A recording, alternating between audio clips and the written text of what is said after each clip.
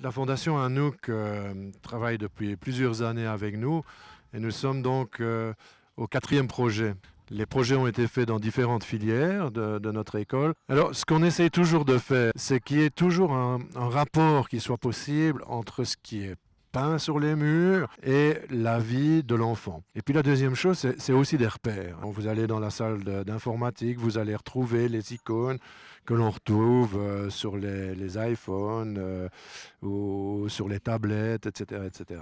Alors l'idée de peindre ces murs vient à l'origine de choses qu'on avait pu voir à l'extérieur, où on avait bien réalisé que c'était un moyen de rendre plus agréables les lieux de vie dans lesquels les enfants sont. Hein. Les thèmes, on va les choisir en fonction de la population qui est accueillie. Hein. Dans la partie qui s'occupe des enfants avec des troubles du spectre de l'autisme, les couleurs ne peuvent pas être des couleurs pétantes, les couleurs doivent être douces, on ne peut pas avoir des personnages, etc. Les enfants polyhandicapés sont dans des chaises roulantes, donc ils vont être à un niveau visuel plus bas que les autres, ils vont avoir plus d'envie de jouer avec ce qu'il y a sur les murs.